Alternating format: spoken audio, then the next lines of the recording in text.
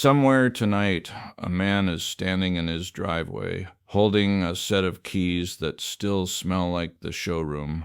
The paint is perfect, the neighbors noticed, and he has no idea he just made one of the most expensive decisions of his life.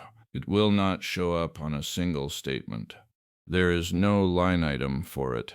It sits in plain sight in the driveway every single morning, and almost nobody talks about what it is really costing them. My name is Ed Callahan. For 35 years, I managed money on Wall Street.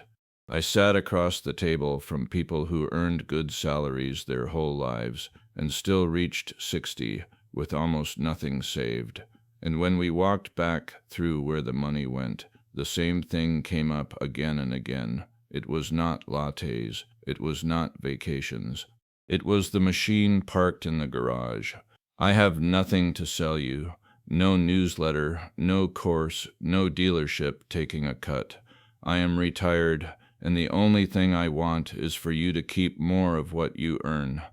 So tonight I am going to show you the single largest wealth killer most households own, break down every dollar it takes from you, and show you how a few decisions can hand you back tens of thousands over a lifetime. Here is why this one hides so well. Most of your big expenses are fixed and obvious. Housing, taxes, food, the lights. They cost roughly what your neighbor pays, but there is one expense that swings wildly from one driveway to the next, and that is transportation. One family drives a paid-off sedan for 12 years. The family next door trades up every 3 years, always financed, always a little nicer than they can afford. Same street, same income, and one of them will retire comfortable while the other never quite gets ahead. The reason is status.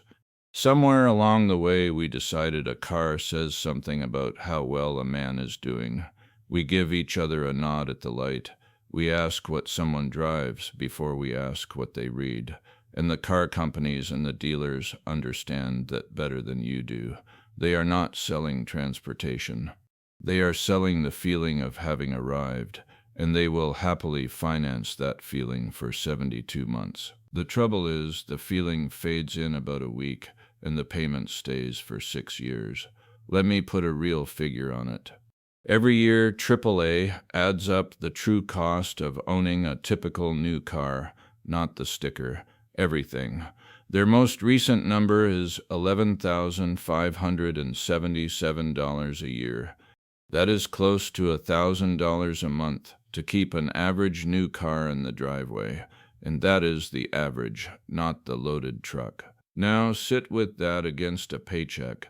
The typical American household earns somewhere in the low 60,000s before tax. If your car is eating $11,500 a year, that is not a bill.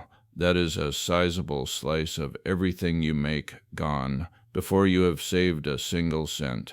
And more than 1 in 5 people who financed a new car last year signed up for a payment over $1,000 a month.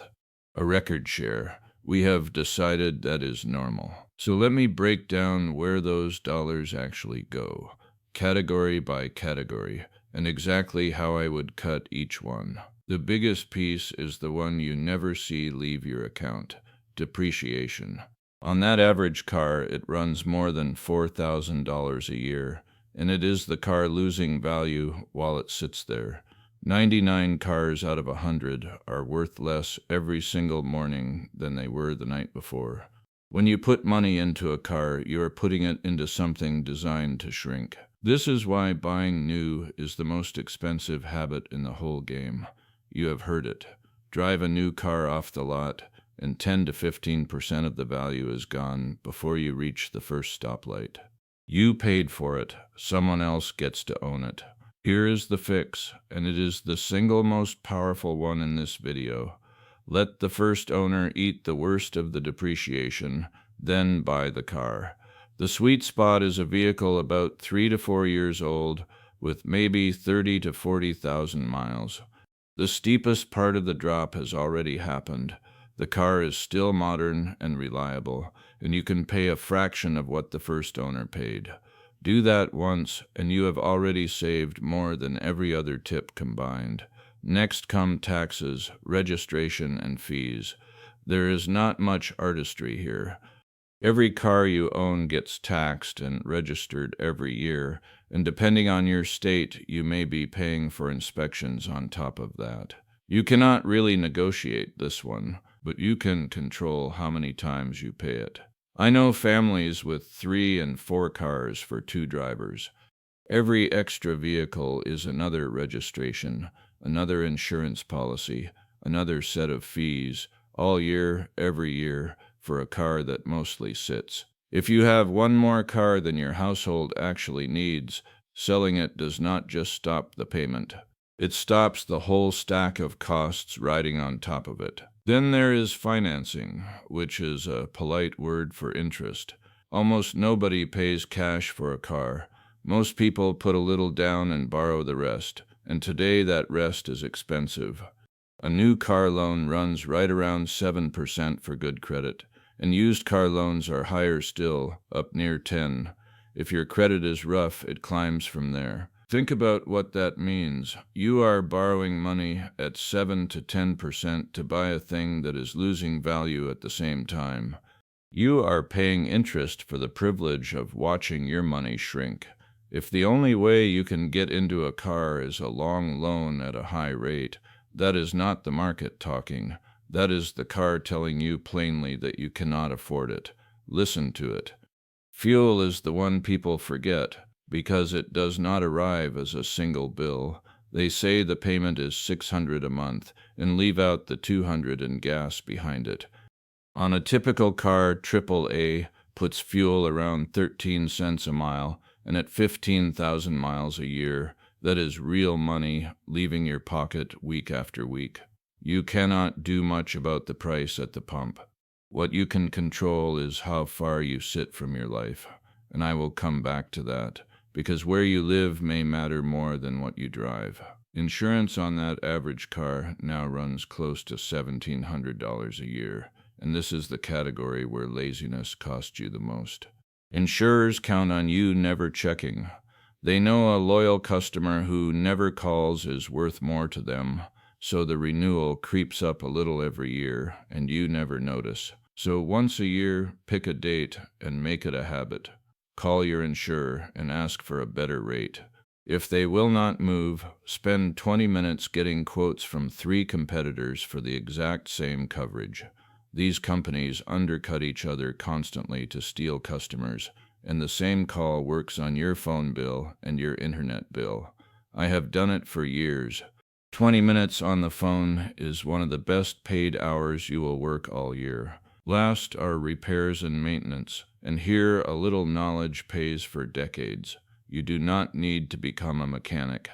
But an oil change you do yourself instead of paying for saves $100 or more each time, and there is a free tutorial for it online. Do the arithmetic across a driving lifetime, and that one afternoon of learning is worth thousands. One more. When a warning light comes on, most auto parts stores will read the code for free before you ever book an appointment. Often the fix is trivial.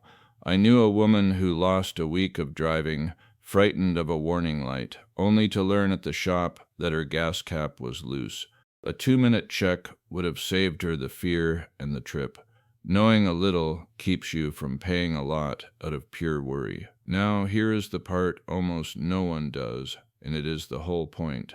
Take that $11,500 a year and picture it not as a cost, but as money that could have been working for you. Because every dollar the car takes is a dollar that is not compounding somewhere else. That is the real price, and it is invisible, and it dwarfs the sticker. Suppose instead of the nicer car you drove something reliable and paid for, and you put the difference, even a few $100s a month, into a plain low-cost index fund that owns the whole market, not a hot stock. I am not going to dress this up with some company that happened to triple. The broad market has returned around 10% a year over the long run, and I will be honest that some years it falls hard. But over the decades, that ordinary, boring average turns a few hundred a month into a number with six figures in it. That is the choice laid bare. On one side, a slightly nicer car in the driveway that is worth less every year. On the other, a steady account that grows every year and one day pays for your freedom. The dealer will never frame it that way. I just did. And if you want the most powerful version of this, look at where you live. A long commute burns fuel, wear, and years of your life in traffic. Paying a little more to live closer to your work can cost less than the driving it replaces, and it hands you back your mornings. Run that math honestly. It is often the biggest lever of all. So let me leave you with it plainly. 1. Never buy new. Let the first owner take the depreciation and buy the car 3 to 4 years used. 2. Own one fewer car than you think you need. 3. If it only fits on a long high-rate loan, you cannot afford it. 4. Shop your insurance every single year. And 5. Remember the invisible price. The car is not just the payment, it is the fortune it keeps you from building. None of this means you cannot own a nice car one day. It means you buy it once you are wealthy, not instead of becoming wealthy. I am not selling anything.